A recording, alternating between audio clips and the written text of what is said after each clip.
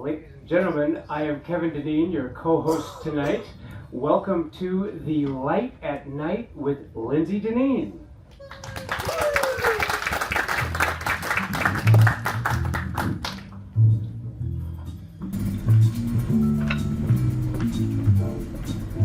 Hello and welcome back to another episode of The Light at Night. Thank you so much for joining me this evening. I am so excited to be here, and I am excited especially for this evening because the topic is one of my absolute favorite things to talk about. It is art.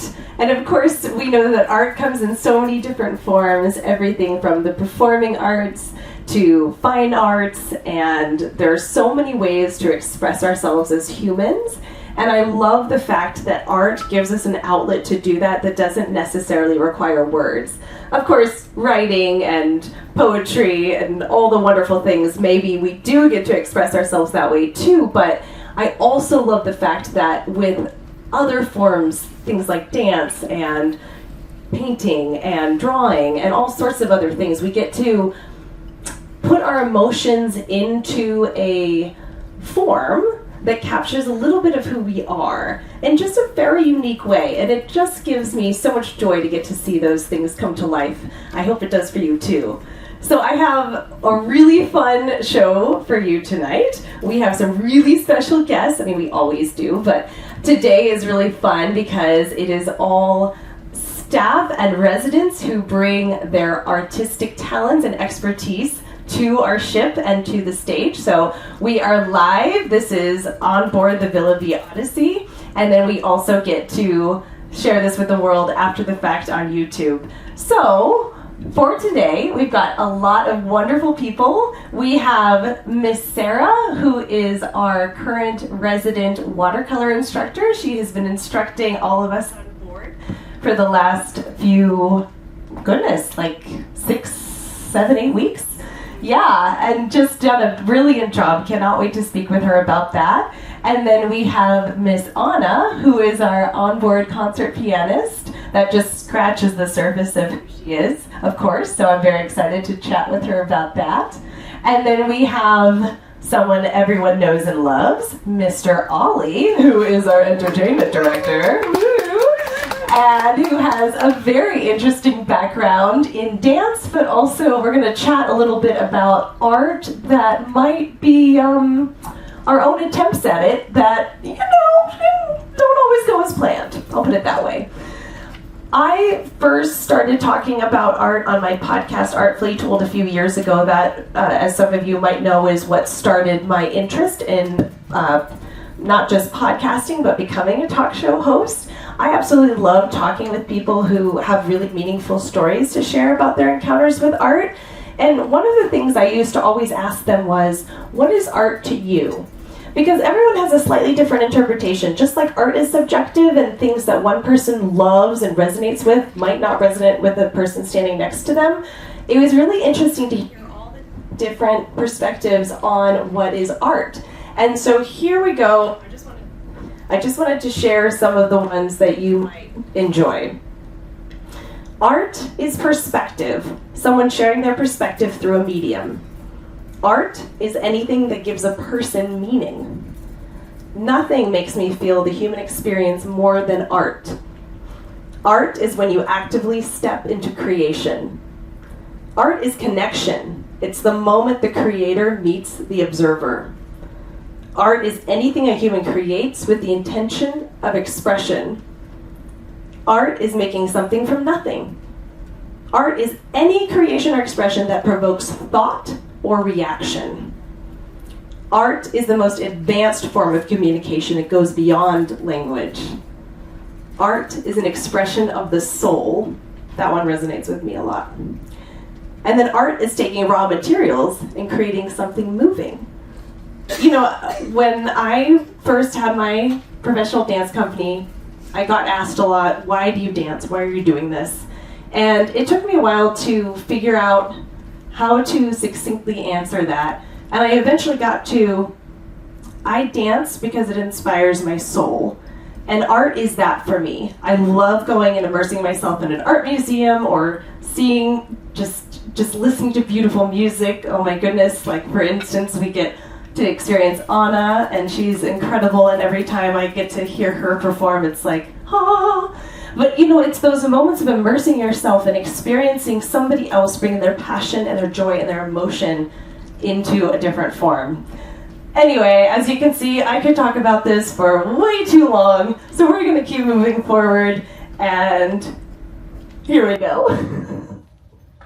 Yeah, so we're going to start off with a game called Would You Rather. Okay. And we have the randomizer ready to go. Ooh. So, Lindsay, would you like to go first? Yes. Okay, here we go. Beep, boop, beep, boop, beep, boop, beep, boop. Will that ever get old? Would you rather accidentally sneeze paint all over your friends or hiccup little statues every time you eat? Oh, no. Well, I guess maybe the statues I could sell or create some sort of monetize this conundrum. I think I'm gonna have to go with that. Okay. Good answer. People. Would I rather have every drawing I ever made in kindergarten hung in a museum, or every doodle I ever made in a notebook turned into wallpaper for my house? I'd have to ask you what you would prefer, since we share a house. Oh. But I guess without your input, I'd rather keep it private and make it wallpaper for my house. Okay. All right. Yeah. I don't know. I like the museum idea. You haven't seen them all. Correct. All right. Beep boop beep boop beep boop. Would you rather have a unibrow, like the Mona Lisa secretly had, or glowing paint splatters on your clothes forever? I love sparkles. We're gonna have to go with sparkles. Yeah. Glowing paint splatters. Glow. Yeah. For the win. Okay. One more for me, I guess. Sure. Beep boop beep boop beep boop. Would I rather get locked in a museum overnight with talking statues, or in an art classroom with crayons that argue with you? I would have to choose the museum overnight with talking statues. I feel like I could learn a few things. Yeah, that could actually be very intriguing. So are you somebody who watched The Night at the Museum? I've seen it, yes. Okay. And what was your impression after seeing that? Like, would you want to experience that? Because it sounds like this would be similar. Absolutely. I would love that. Excellent. Yes. Yeah. I mean, if the walls could talk and all that, that'd be kind of fun, actually. So, yeah, if the excellent. statues could talk. Yeah, the statues could talk. Brilliant. Well, excellent. I'm going to put you on the spot for just 1 second. What is art to you? So, one of your quotes that you read really actually resonated with me, and it was the artist meeting the person that was encountering the art, and it was it's sort of, you can get to know the artist without ever meeting them ever, if the art speaks to you. And not all art speaks to everyone, so it is sort of an exclusive thing sometimes, where you feel like you know the artist when something actually speaks to you, and you can feel like you were there when they created it, and you know why. You feel like my microphone's gone. There you go. There we go. And you feel like you know why they created it, and you can almost feel what they were feeling when they did, and it's really moving when that happens. Yeah, and it's this unexpected connection point where you probably are complete strangers, but for some reason this moment in time is captured, and then there's this human connection of, I totally resonate with this. Yeah. I love that. Excellent. All right, well, our first guest of the evening is the lovely Miss Sarah. So Sarah Warren is a watercolor instructor, but she is an artist extraordinaire, and I cannot wait to share. So please help me welcome her to the stage.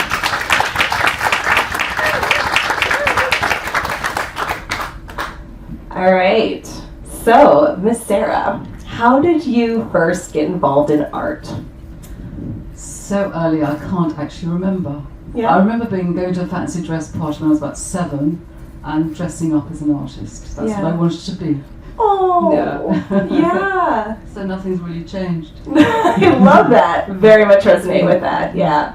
So you had mentioned to me previously that your dad was interested in art and kind of helped champion that interest for you and your family. Do you mind sharing about that? Yeah, so living in London, we're lucky enough to have like the National Gallery, which is a huge gallery on Trafalgar Square. Yeah. And he had obviously had a bit of a passion about it himself.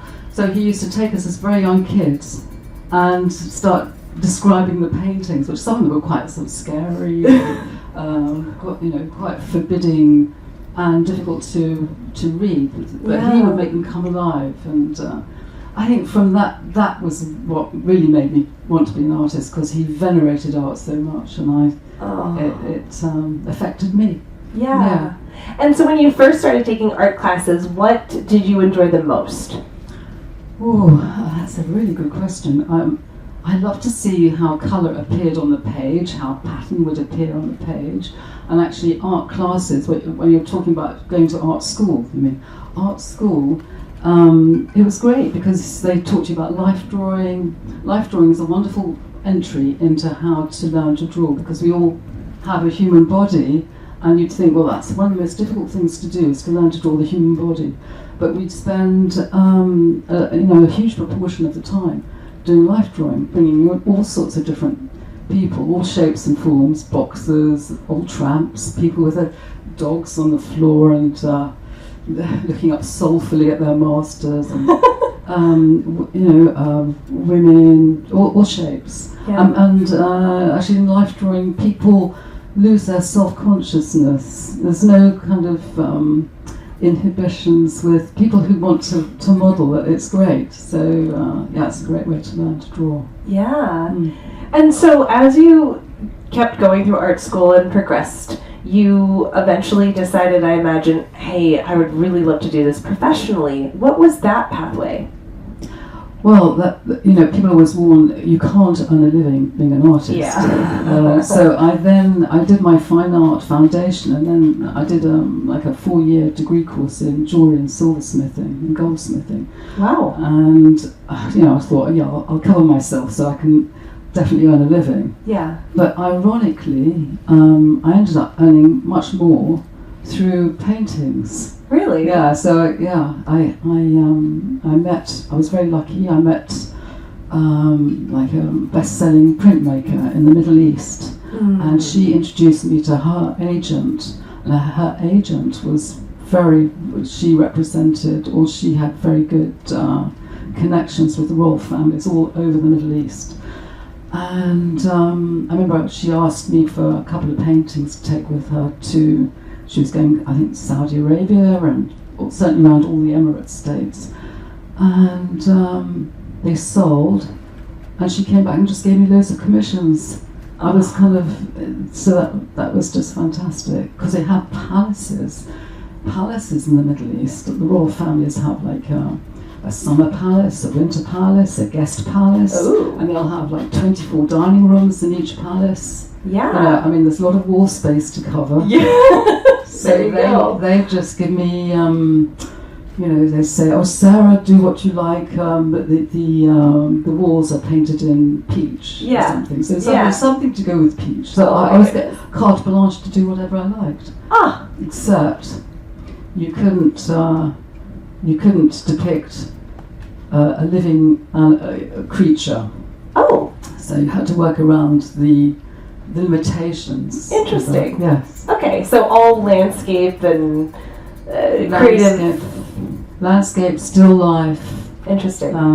Patterns. Yeah. Absolutely. Oh, weapons. They absolutely love their weapons. Oh, okay. Yeah. I had, for the ruler of Dubai, I had to do huge paintings of rifles and of ornamental axes for the bottom of his kind of sweeping staircase. Oh my goodness. I think that they... Fascinating. Yeah. Excellent. Yeah, Very unique. researching that was quite fun. Yeah. I'm very peace-loving, so it was... They're ornamental. Yeah, I hear you. Yeah. Yeah. We have some of your drawings available to look at, and I'm wondering if we can put a couple of them up on the screen, and if there's any stories, I'd love to share. That was when I had done years and years of doing work for the Middle East. I thought I want to do something for myself. Yeah. And I did. It's not that much smaller than that, actually. It's just a very detailed painting of something that I want to do for me. Yeah. So I did a few paintings like that just for me. Yeah. That's kind of like a flower nebula. Yeah. It's a big painting. It feels surreal, like that was just a watercolor, though. That's actually one of the least ornamental type paintings. Not a very. Again, that's just something that I did for myself. It's funny that the Middle East, you haven't pulled up Middle Eastern painting. I know. just one of those things. Never mind. But that was for again. That's just a watercolor it was an exhibition in Hampstead in London. That's just gorgeous. So that's again. That's it's not that. It's just something I did for myself. Yeah. Yeah, but so you kind of ended up doing a combination. You got involved in being able to do all this commissioned work, but then also at some point you needed something to fill your own soul too.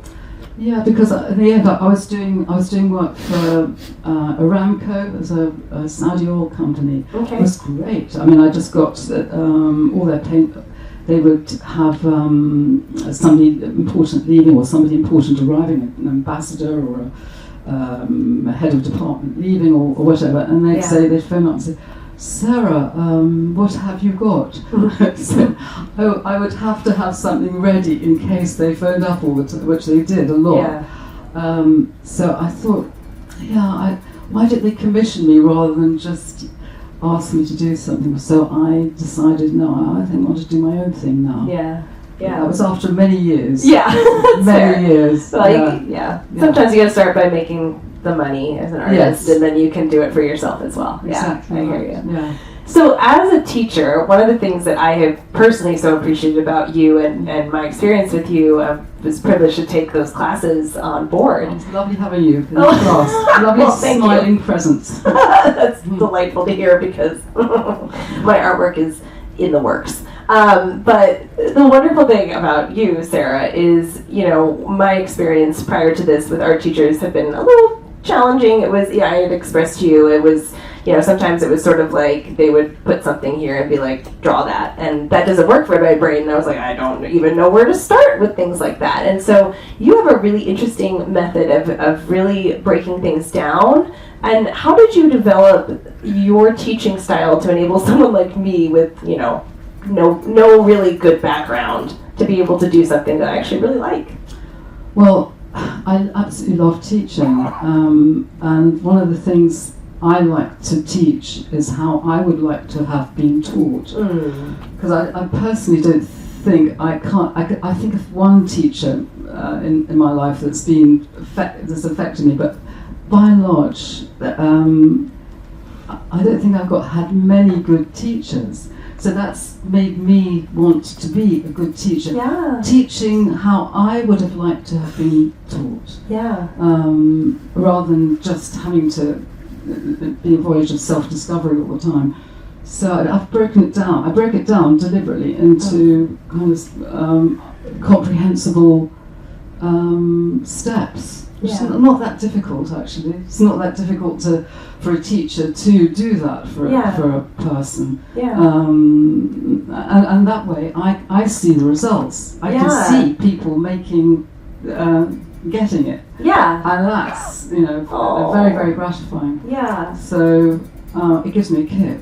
Oh, and then you always have something lovely to say. Like, there's always something where you're just, even some of my very creative interpretations, you said things that were so kind, like, well, that's very much your own, isn't it? And I loved that because, it wasn't exactly like the picture, but it was kind of an interpretation. You were so kind along the way. Well, what gets me is that I give everybody the same exercise and I'll get 20 different results. Yeah. 20 different paintings, and there's 20 different people there. Yeah. And it's like you can have a still life in the middle of the room, and you'll have 10 people sitting around doing it. Yeah. You'll have 10 completely different paintings, different renderings. Yeah.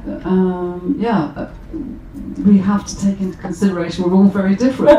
Yeah. There's not one person who's like another person. We're all unique. Yes. So everything, nothing is right and nothing is wrong. Right. It's just our own. Yeah. I love that so much. Yeah. Well, Sarah, first of all, thank you so much for coming on board. Thank you for sharing your talents and your artwork and your teaching with us. And friends, this is her website. You should absolutely go and check her out because her work is amazing. And we barely scratched the surface, as she mentioned. There's a lot more to it. So thank you so much, Sarah. Thank you. You redeemed my art class experience by a ton. All right, so coming up next, we have Randy, who you all know and love from our Weird News segment. And what's crazy is this is true. That is crazy. It is crazy. That's absolutely nuts. I know.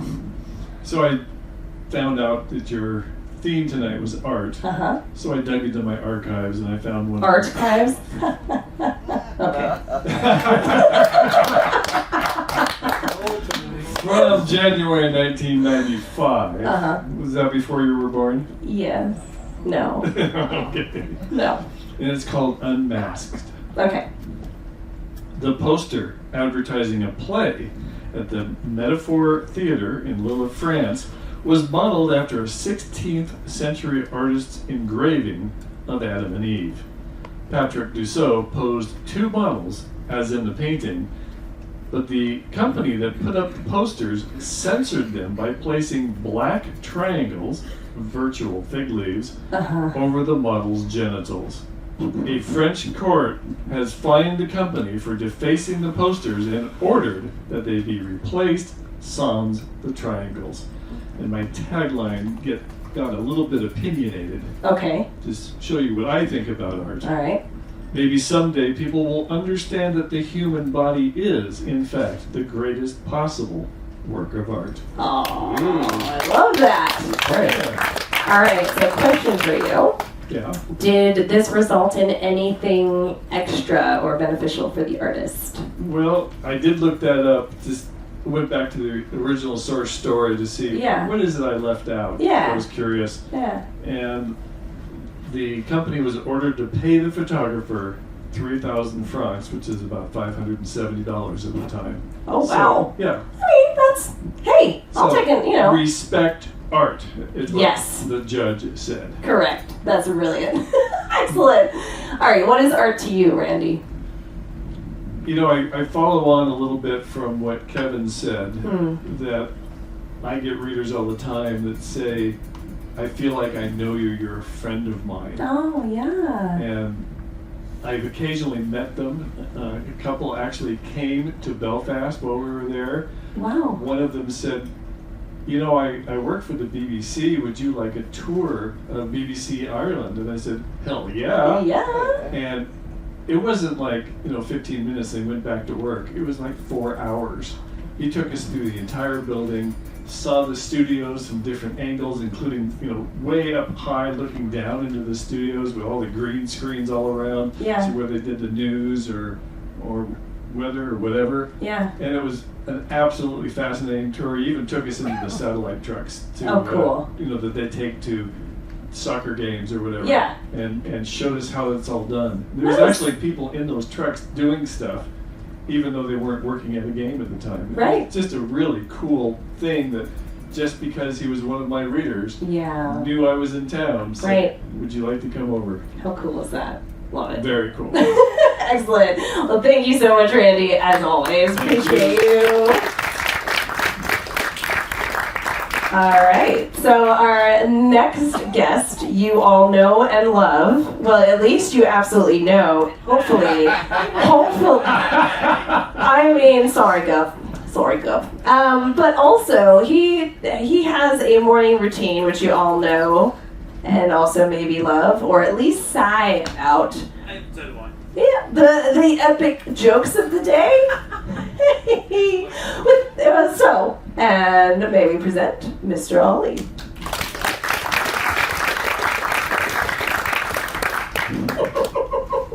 Yes, excellent. Hello. Hello, Gal. Evening, everyone. All right, Mr. Ollie. So you have all sorts of different artistic backgrounds and endeavors, yes? Some may say. Some may say. Apparently so, yeah. Let's start with your dance background. What got you into dance?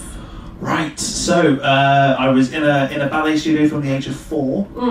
My mum was a dancer and a dance teacher. My older sister at the time had started dancing, and then later on my younger sister also started dancing. So it was kind of a case of if you can't beat them, join them. But no, it was at the time I was also doing swimming lessons. I remember like clear as day, driving to my grandparents' house. My mum went, "Ollie, I can't afford both classes. Make your choice, ballet or swimming." Didn't pick swimming. Wasn't a fan of the water really. I just continued from there. So that was probably the age of about 5 or 6 or so. Yeah. And then it was a case of it got to a point where I thought actually I'd quite like to do this properly, like as a job. It wasn't just a hobby or anything. So I was in the studio 5 days a week from the age of about 9, 10, 11. As you're aware, it's it takes its toll, so to speak. And then in the end, went and started to audition. Wanted to make this into a career, so auditioned around, got into some colleges. Went and found a place at 18 to go and train professionally for 3 years in southeast London, and then it took me a year still to get my first job, which was 10 years ago on my first cruise ship, and then 10 years later, still here, just about. Not performing like I was. Right. I happily retired at the age of 26, which I'm not sure many people can say they happily retired at 26, but right. Due to numbers of injuries. Yeah. If this works. There you go. That's the good knee, by the way. That's what I call the not so bad knee. That's the one that actually really hurts. That just has to be done every few minutes, otherwise it really seizes up, which is a litany of different injuries that I have. As again, you're aware that it's unforgiving. We'll go with that. Yeah. But yeah, so in that case, that is always been my artistic side of things. I've always thought to myself that I'm quite artistic in ways. There's some ways that I'm really not artistic, but there's some ways I like to think in that where I am quite artistic. Absolutely. Yes. Yeah. And you kind of think with an artistic brain too, right? So even with your current job, how does your ballet background, not just ballet, but in general, how does that contribute to what you're doing now? So it's always, for me, it's a case of that performing element is always trying to, so if I'm just walking around the ship, whether it's coming to meet a resident or if it's just checking the venues or just seeing what's going on, it's still that kind of, I am performing. Second, for me, the second I leave my cabin, I'm on. I'm ready to go. It doesn't matter if I'm literally walking down the crew corridor at 8 in the morning, or if it's here now, making my way to come and do this. It's right. Chin up, You know it. And it's just a case of you're on. Yeah. People are. It doesn't matter what it is. There is an audience around at any point, whether it's just crossing a random engineer in his overalls down in the corridors, or if it's passing any of you in the guest areas. So it's always a case of that's my kind of my training and I guess the etiquette of it. I guess and just it's a case of that is that sort of. I don't know think it is the etiquette of it, but just like the presence. Yes, the presence. Yeah, of course. And it's just to make sure that there's always a good impression, I guess, in that sense. Yeah, absolutely. Always, there's that performance side of you are on stage 24/7 effectively. Right. So for me, that is nice big smile on your face. Inside, I might be going like, "Shut up," a lot of you, but It's not all the time, I promise. On occasion. We all feel that on occasion, let's be real. We all had to do immigration this morning, so we all understand where that was coming from. But yeah, but no, it's always a case of, right, I'm ready to I'm ready to be on my stage, whether it be actually on a stage or if it's just walking around the ship, even off the ship. I think that's my even though that's like my downtime. Badges off, my regular clothes are on, kind of thing. Not only work, and then I've spot some of you and something. Hello to you. How is you enjoying it? Find something nice to do. Good. Yeah. In my head, I'm going. I just really want to find someone to have a drink, but it's fine, But yes. Yeah. That doesn't mean please don't take that as ignore me when I'm off the ship. I'm more than happy to come and chat with you off the ship, but Yeah. But you're in performance mode. Exactly. Yeah, I totally get that. Always. All right. So there's an interesting thing where I've noticed a lot of my professional dance friends do not particularly appreciate speaking publicly, but you have embraced this with flair. Where did that come from? I love having a microphone. I do. Okay. I like the power of it. It's more. Again, my training, even though it was really solely ballet, and that's what I wanted to do. Again, with sort of restrictions, body-wise and injury-wise and things, it was more. I went down more of a musical theatre route in the end. Yeah. Training-wise as well. So that is, covering your dancing, your singing, and your acting. Even though I think at the time, kind of in hindsight, sort of at the time thinking, oh no, the dancing's I really want to do, and then actually I was being more encouraged to, oh no, bring your singing up, bring your acting up, kind of thing, and it was my acting kind of thing that really was always told really sort of shone through out of the three disciplines. Oh, okay. In that sense, so I think just naturally, I always like to perform, and it's that feel that we are suckers for an applause. Let's say thing we crave is applause. Yeah. And whether it's and I remember being in a lecture at college once, and the lecturer said to me, was going around the room, what's your dream role, kind of thing, and all this kind of stuff, and they came to me and I said, I haven't got anything particular as a specific role. Mine is as long as I'm in front of an audience and they are got smiles on their faces, or they're happy and they're laughing and they're enjoying what they're seeing. Yeah, that's the dream role for me. It doesn't have to be I want to be Elphaba in Wicked, or I want to be Jean Valjean in Les Mis, which is great, not a problem. But for me, it was nothing. It wasn't like a specific thing. For me, it's just a case of whether it's 20 people or 20,000 people, as long as they're enjoying themselves, I'm enjoying myself. Absolutely. That's for sure. I think how it should be. I agree. I think it gets the best out of both. It gets the most out of the audience and the most out of the presenter as well. Right, and being able, I always feel very grateful because as a performer and as an artist, I think we get the unique opportunity to use our platform to spread joy and hope and light, and so that's the plan. Yeah, and so when you get to do that and you get to experience somebody's reaction to that, it's great fun. I always say that I'm sure a lot of you that are in here who do come to a trivia as regularly as possible. For me, I always say that's my break time. That's a case of me. I get to go in there, and that is me being like, right, let's have some fun. Indeed. And just for me, that's a nice sort of relax and breather, and just ask some usually very British questions that majority of people don't know, because the majority of people aren't British on here. But hey ho, sorry, I don't write the quizzes. Even stuff like that. It's learning time. Exactly, and it's all part of the fun. It's all part of the I always say always make things fun. Love it. As much as possible. Agreed.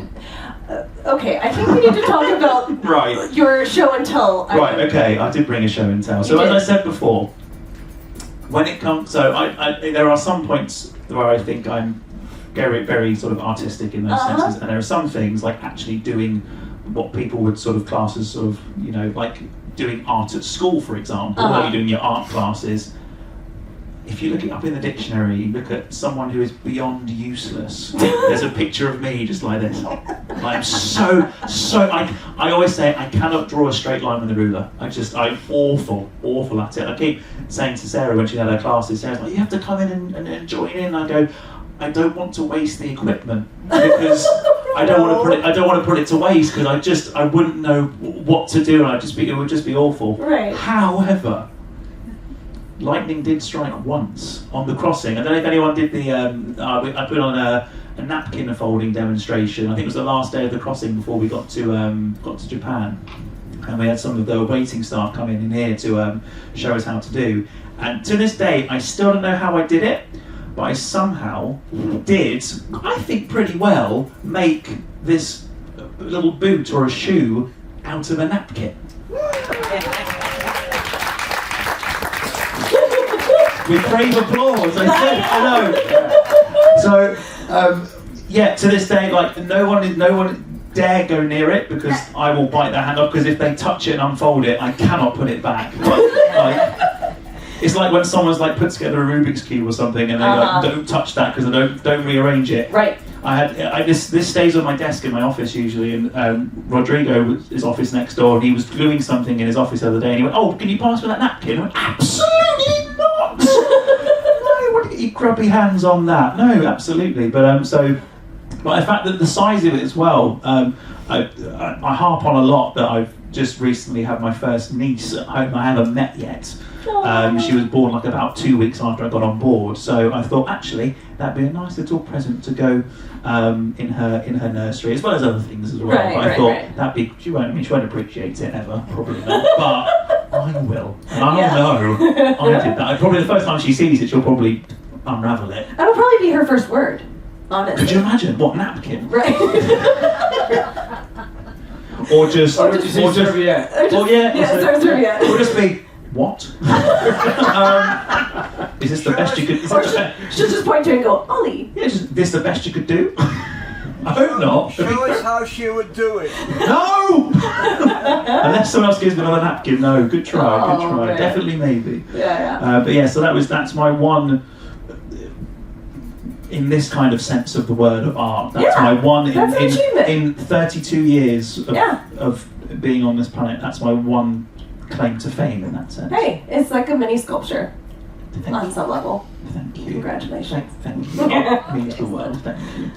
All right, so I believe we have a game that we get to play. Is that correct, Mr. Kevin? We do. So this is Ollie versus Lindsey. Oh, I know. Bring it on, Guff. All right, here we go.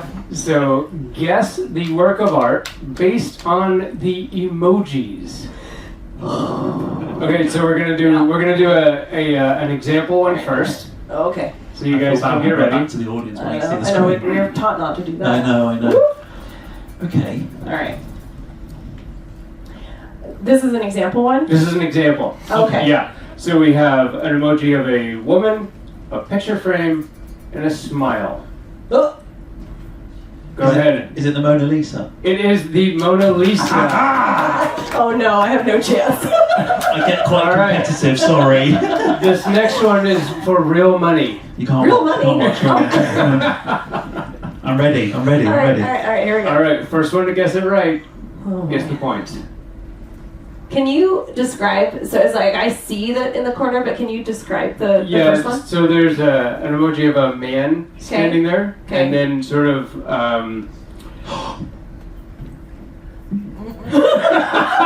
you can just blurt it out. I don't know if it's the right name, but is it the great thinker, or is it the statue of the guy thinking? There you go. I think Ollie for 1 point. Because you mentioned not in the museum, you said, I'm thinking. Yes! One of my favorite moments, yeah. Talk amongst yourselves, it's fine. And next one, here we go. Okay. We have a clock, and then we have sort of a melty smiley face, a tree, and a picture frame. Okay, is it a Salvador Dali, like a melting clock? But I don't know what it is. Yeah. Is that kind of the... No. You got it. The name is a harder one. It's the persistence of memory. I would not have got that, no.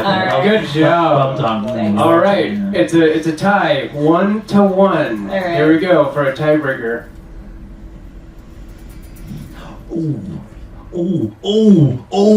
have sort of an picture and a moon. Yes. Is it Van Gogh's Starry, Starry Night? It is Starry Night. Yes! There we go. Not competitive in the slightest, sorry. Good game. Good game. Well done. That was fun. Excellent. Was that it? That was it. All right. Congratulations, Ollie. win. You are the champion. As you know. Yeah. Thank you very much. Thank you, Mr. Ollie. Appreciate Thank you. Thank you, everybody. Thank you. Kit, thank you for coming and joining us. And can you please tell us a little bit about Speaker's Corner? I can. Because you chose art as the theme tonight, Yes. I went through the list of presentations hoping I could find one or two. I was amazed at how many art-oriented presentations there have been. Awesome. We had one about Frida Kahlo and George O'Keeffe comparing and contrasting, whatever. Yeah. We've had people talk about their time in live theater, professional dancers share their lives and life lessons, more than one. Yeah. The ballroom dancers did too, yeah? Yes. Yeah. We have several literature professors who share their love, and they do it by not just saying, well, here's some literature for you. Yeah. They will say, and here's the history going on. Here's some other people doing things. Here's some wars or whatever. Yeah. We've had poets. I mean, it's just been wonderful experience for us all. Yeah. And coming up on September 24th at 8:30 in the Choral Club, we have Catherine Jacobs talking about Shakespeare and his contemporaries and the Essex Rebellion. Oh, well, there's another art-themed one, you know? Exactly. There you go. Exactly. Well, she's one of the literature professors. Excellent. So on brand. Yeah. So it'll be great fun to have that. Yeah, excellent. And we need more speakers, so whether you do Oh. science, art, tiddlywinks, whatever. So. Yeah, well, and Speaker's Corner is so fun because you get to express a little bit about who you are and your area of maybe interest or expertise or knowledge. And then as, audience members, we get to learn a little bit more about who you are and what, your life experience has been. So I think it's one of those platforms that, thank you, Kit, for providing, where Absolutely. people get to share. And honestly, I love the fact that there's so much variety, too, about the topics and the people who are presenting, and everyone has something unique to share. That's beautiful. Don't we? Yeah, we do. Right, and that's another art in and of itself. Yes. Yes. So, Well, so, Kit, what is art to you? art is expression, be it color, texture, movement, sound. It comes from the heart and soul. I love that. Thank you. Thank you, Kit. You're welcome. Appreciate you. Come to the Speaker's Corner. Yes.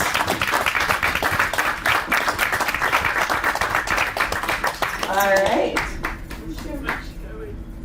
And our next very special guest that we have is somebody who you have also gotten to know and love because she does all sorts of different concerts for us almost on a daily basis, basically on a daily basis. Anna is an amazing concert pianist. If you have only had the opportunity to listen to her so far in the morning light, that is a great representation of the amazing variety of songs that she can do. But honestly, go and listen to her in the observatory any chance you get, because on the grand piano, you recognize just how incredibly amazing Anna is. So we are so lucky to have her. Miss Anna, welcome to the stage. I appreciate it very much. Thank you. Thank you, Lindsey. And also, fabulous outfit. Does everyone see those gorgeous... Just in case this piano is still out of tune, I might play a couple silent tunes for you. Yeah. Oh, Thank you, folks, for being here for Oh, yeah. this wonderful talk. Thank Yes. you, Lindsey and Kevin, for Thank hosting you. things. Thank you, Miss Anna. So, Anna, how did you first get started playing piano? I wish I could remember that. Okay. I was about 2 years old. Yeah. That was told to me, of course, by my parents, Yeah. because I couldn't possibly remember when I was 2 years old. However, my sister was 6 years old at that time, 4 years older than me, and we had a piano teacher coming over to our apartment, and my older sister was taking piano lessons at the age of 6. And I was 2 years old, and according to my mom's and dad's stories, they remember me walking toward the piano, trying to reach a key or two, and the piano teacher who taught my older sister told my mom, this girl can repeat the pitch. I will just press the key, da, and repeat it. Yeah. Da, da. This girl needs to be taught piano. That was my mom's story. I believe it. And she said that I had I don't know, that you can be born with perfect pitch, if we know what that means. I believe you can. Yeah. I don't think I was born with perfect pitch, so to speak. It's obtained. I can just pick up the key. If you play any key on the piano, I could tell what key that is. But I've been told by my sister's teacher, told my mom that this girl who is 2 years old, named Anna, needs to be taught piano immediately. Yeah. So piano lessons have begun about the age of 4, I would say, and music school that I graduated with honors. After music school, I enrolled into music college, bachelor's in piano performance, piano instruction, chamber ensemble, and accompanist. Also graduated with honors. And then 5 more years of master's degree that I graduated with honors as well. 3 diplomas, and they're all a red color. I wonder why. In the country called Russia, St. Petersburg, I'm Ukrainian, born in Donetsk, and graduated from St. Petersburg State Music Conservatory in St. Petersburg, Russia, which is very, very known for being a music student exchange with Juilliard from New York and Oxford and many schools, well-known music schools around the globe. We had lots of students from different countries in conservatory. Yeah. So that's my in a very nutshell. We'd need like maybe 12 hours to tell you more details about that journey that I've experienced. And after that, I pretty much relocated to United States of America in 1996, almost right after graduating from St. Petersburg State Music Conservatory. And now my biggest joy, love, blessing, and privilege and honor to be able to put smiles on our folks' faces. And it's not my first cruise ship I'm performing on. And I've performed at many, many venues, and very, very feeling blessed and happy to share that, because I cannot not share, because I've been taught so much. And when you're taught a lot, I think the right thing to do is to share it with people and give them the gift of music that we all seem to enjoy so much, and that heals. Also, it's the best healer, and also I call it an international language. So when I start singing, people even tell me that accent goes away. Do I have an accent or something? Okay, so that's very briefly. Yeah. So you obviously love it, and you can see that every time you play, you are so passionate about it. And one of the things that I have loved is getting to hear you play some of the same songs in over a course of however many weeks, because you've been on here since May, and I love that every single interpretation is slightly different, and I can tell you're not fully, but I can sort of sometimes feel some of the emotions coming through in that moment. What is it like playing the same piece of music over and over again? Love that question. Very good question. And every single time, I believe you may feel differently, you may go through different things, you feel the room that you're performing for differently, you see different folks, and say one of the most, I don't like the word cliche, but say Fur-Elise by Beethoven. How many times have we heard that song, right? You start hearing this and then they stop. Is it how much you learned? The middle part is just too difficult. I just never got to it. So but when you feel it differently every time, it just sounds different. And every time you experience it in a different way, and explore different intonations, maybe picture different, envision different things. What Beethoven himself may have been going through, as far as I read and heard, that he was in love with the lady named Elise, who was too hard to get. would return his text messages. He just figured I just write a song and dedicate. So every time you hear that intonation, I just brought it up as an example, that particular song, because we all know it, right? So well. Yeah. So it's like Moonlight Sonata, Yeah. or something that everybody knows and tries to learn beginning to end.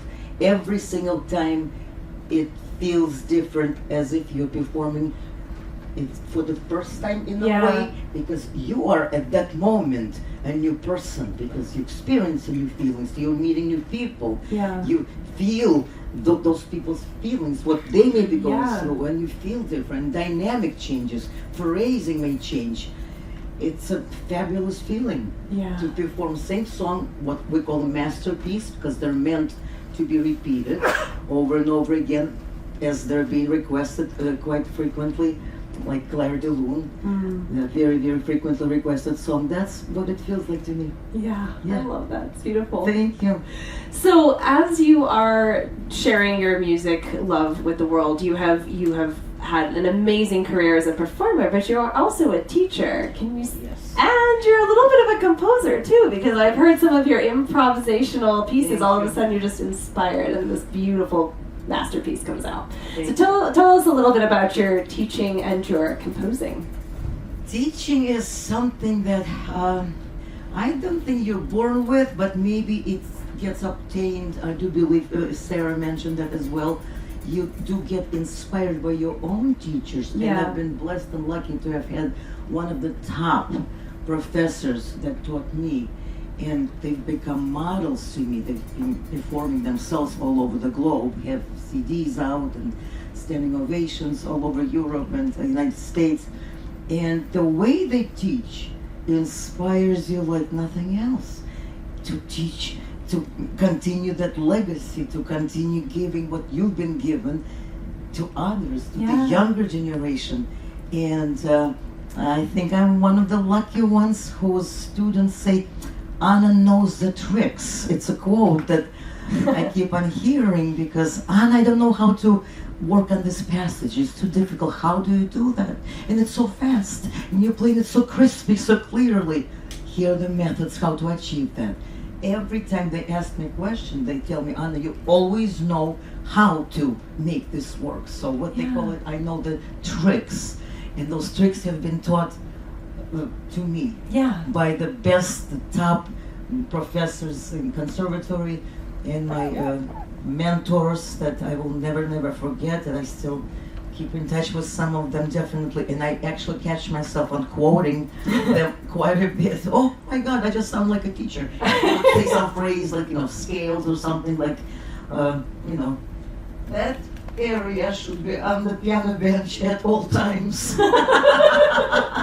To achieve something and be good at something, what do you have to do? You have to do that all the time. So when we're talking about 10 hours a day practice, and folks ask me, what do you mean 10 hours? I said, I just don't time it. I wake up, I practice, because my, say, state diploma recital, I don't like to call it recital, it's more for students, but state diploma in conservatory that I performed, final exam, lasted 1 hour and 5 minutes. The whole program just to get through it. So including the Baroque music, including the romantic composers, of course virtuoso composition, which is 2 etudes, one of those lists, one of the hardest etudes on the planet, as well as Chopin etudes. And the piano concerto was a mandatory, which I tell my students, it's not a bad thing. When they hear the word mandatory, everybody, mandatory is not a bad thing. You can learn something. So. And that was just a program to get through it once. Imagine and envision to work on one single passage. And repeating it over and over and over again for hours. And many, many weeks and many, many months. Imagine my neighbors, how much they loved me. In a 9-story building, we live on the 7th floor. So there were people above me and obviously below me, and they were all, having a life, and they were girls, boys of my age, and they were, going out and getting married, having children, getting divorced and getting remarried, and Anna was just playing piano the whole time. the whole time when people were having that life. I love But it. I'm very lucky that I had pretty nice neighbors who understood that, once you start as a little girl, as a little boy, Yeah. like the figure skaters, right? Yeah. Look at the Olympic Yeah. champions who are champions today, and Yeah. they start out when they're 2, 3 years old, Great. all full of bruises. That's me in piano, bruised up. So they have to have good neighbors who are appreciative and understanding. That's Yeah. the main thing, because they just so patient. You start with the little songs, dee, dee, dee, dee, dee. And then a year later, da, da, da, da, da, da, da, da, da. Okay, 2 years later, it's more of a etudes, and then it's piano concertos, and then I play real serious deals like Rachmaninoff's, Tchaikovsky's concertos, and serious classical music, and it becomes louder, faster, more serious, and more repetition. And then one day, if I may mention that story, it's funny and very, very memorable. We lived on the 7th floor in the 9-story apartment building, very typical for Eastern Europe, sleeping district, what they call it. And one day, I believe it was my 5th year of conservatory, which is my graduation year, where I was preparing that big long program, as I mentioned earlier, for that whole year. And one day, it was about 10 p.m., which was a cutoff point to, just to respect others, the rest. And I think I went a little bit over, 10:02. My doorbell rang, and the lady from downstairs, from the 6th floor, Anna, we've been tolerating this for decades. For decades. It has to stop. We have to just have a life. It's impossible. So I understand you so much. I appreciate your patience over the course of so many years. But I do have to practice. Her response was, but we have to live. Oh no! And she stormed out of the downstairs, and I remember yelling back to her, just kind of with loud voice, saying, Miss something, cannot remember her last name. Yeah. Miss Mary, please believe me, once I become famous and well known, we'll be performing all over the world. Thank you. We love applause, don't we? That's right. We do require. We It's do. called music to my ears. That's right. So put those hands together, making that noise. Not like that. Yeah, the little delicate It's noise. Yeah. It's F sharp. I hear B flat. It's music to my ears. Brilliant. So finishing that story, that lady ran downstairs back to her apartment. I said, I do promise, once I start performing Yeah. all over the globe, which is my dream and Yeah. everybody's dream, not everybody gets to be that lucky or that persistent in Yeah. following that dream. I promise I will be inviting you on stage with me to take that final bow and Aww. thanking you publicly for not killing me. So we finished that conversation with a good laugh and a good humor, and then she allowed me to graduate with another diploma with honors, with all excellence, and it's my pride and joy to actually tell my story to my students, and they get so inspired, and they tell me, Anna, you inspire us so much that we would like to run home Yeah. and practice immediately. That's awesome. Music to my ears again, because who talks like that? Yeah. They say, Yeah. oh, I practice, I didn't realize I could do that. I need to learn that canon in D. Can I learn play like you? I say no. You learn to play better than me. That's my answer to that one. Well, so, and I'm very proud to have prepared, thank you, prepared number of wonderful, wonderful students to enroll into prestigious music colleges and conservatories. One of them is Doctor of Music, now concert pianist, who I've taught since he was 13 years old. Today he's a professor of music, of piano in LA, received his doctorate with honors in Arizona State University. That's where I prepared him from age of 13, and we learned the whole program. And I said, you know what, you're ready to go. Yeah. Pride and joy, now he's a concert pianist, and one of them is now in Juilliard. Yeah. One of them is Northern Arizona University, so there are a number of students that I'm very proud to have prepared to enroll and graduate brilliantly from the beautiful, one of the best music schools Yeah. in the United States and the world. Congratulations. So this is a lovely feeling and Yes. very rewarding Yes. as an instructor. Thank you. Thank you so much, Anna, for joining us. You're Thank you so much for incredible. having me. Appreciate everyone has given you for your love, for your appreciation for music, for the quality of recognizing that quality. I Yes. look forward to seeing you again. Thank you so much for your love. Thank you. Thank you, Miss Anna. Thank you, Lindsay. Thank you for hosting this event. Thanks, Ollie, Sarah. Thank you very much. Thank you.